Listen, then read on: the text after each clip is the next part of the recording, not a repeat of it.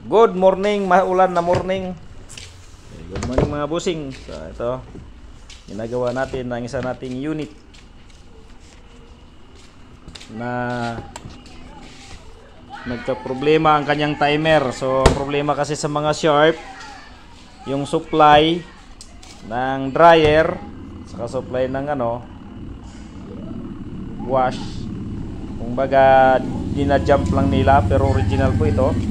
Dina-jump nila galing dito, dumaan muna ng timer ng wash bago pumunta sa timer ng dryer. Kaya kapag nagkasabay ang gamit, sinabay ginamit ito, ang wash, sabay yung dryer, nasusunog yung timer ng wash kasi doon nang gagaling yung supply ng dryer. So ito po yun, ayan. Ayan, nasunog siya. Okay. So inayos na po natin to. Ayos na po siya. Minodified na lang natin. Nakamodified siya.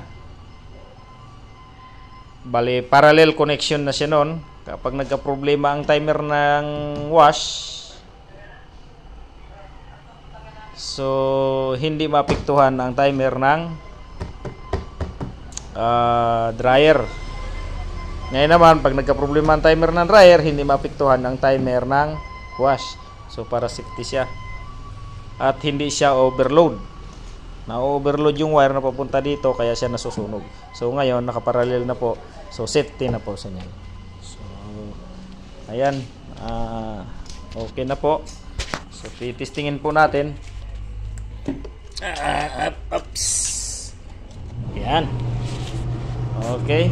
Ayan. So ayos na po siya.